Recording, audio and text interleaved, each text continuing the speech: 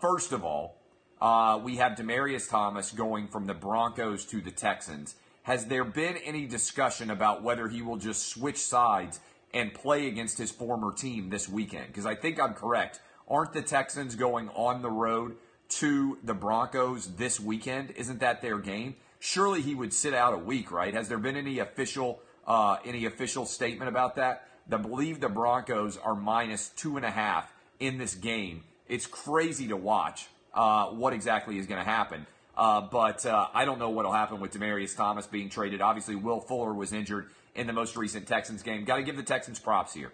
Got to give the Houston Texans props for making a move designed to make their team better. You've got a good quarterback in Deshaun Watson. You've already got one of the top 10 wide receivers in the game in DeAndre Hopkins. And now you're going to be able to move DeMaryius Thomas to a number 2 wide receiver. Now, here is the analysis also I would add for this.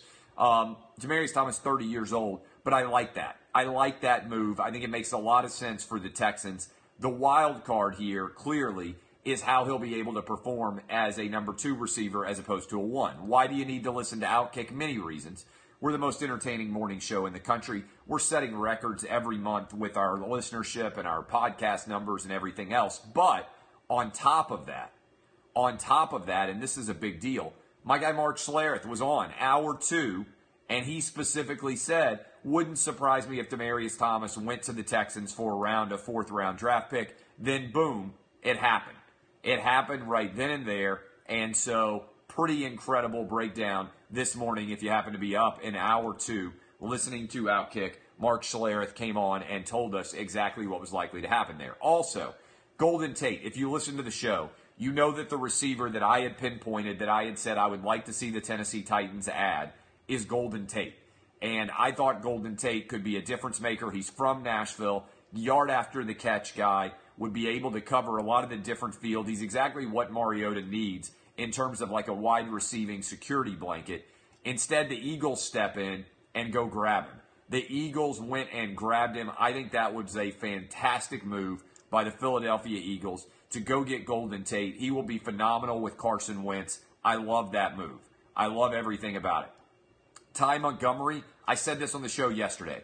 I said, look, when the Green Bay Packers tell you, do not run the ball out of the end zone because you have the best current quarterback in the NFL who's going to get the ball with 1:50 left and is going to be able to drive down the field and potentially score to ensure that you win on the road against the LA Rams.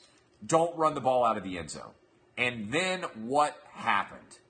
They decided to run the ball out of the end zone. Ty Montgomery did. He fumbled, and now he's getting traded for a 7th-round pick in a couple of years to the Baltimore Ravens. This is essentially the Green Bay Packers saying, we don't want him at all. We want him gone forever, okay? Here is the other move. You guys are telling me now that Dante Fowler is being traded from the Jags to the Rams. If that is true, that's a massive addition for the Rams on an already stacked defensive line. It's almost unfair to be able to add Dante Fowler to that line. Now, obviously, he hasn't been healthy. Somebody who's a Jags fan can hop in here and tell me about the injuries that Dante Fowler has dealt with since he went to the Jags. It's been just a litany of issues. I know his first year, he tore his ACL before he even played. And so he hasn't ever really been able to pan out because he's never been healthy. But this is a guy that was a big-time playmaker. The Jags get a 3rd round and a 5th rounder, according to you guys who are updating me. And if you're just now hopping in, I said if you'll hop in the comments and let me know whether or not there have been any trades, Dante Fowler has a ton. Wow, that's a big move. Ha Ha Clinton-Dix to the Redskins is also a massive move. The Redskins right now 5-2, leading their division in the NFC East. Ha Ha Clinton-Dix was rumored to be on the market. Looks like they are making a move at the last possible minute here as we come up on 10 minutes remaining. That is a big-time play for the Redskins to add him. That is a helicopter dick move by the Washington Redskins designed to say, hey, we see what you did with the Eagles going and getting a brand new receiving weapon in Golden Tate. We see what you did with the Cowboys going and getting Amari Cooper. Well, we're going to add another guy who's going to make our secondary a lot stronger already. The Washington Redskins making a big-time play and a big-time move. If somebody would let me know what the Green Bay Packers got for Ha Ha Clinton-Dix, that's a move that I would think would not make Aaron Rodgers very happy. I can understand the reticence that teams have to trade players during the middle of the season, because what you're effectively saying halfway through is, we don't believe that this team is good enough right now to contend for a championship. That's a big-time playmaker to decide to trade away. Many of you saying the Redskins have a lot of Bama players. There's no doubt at all.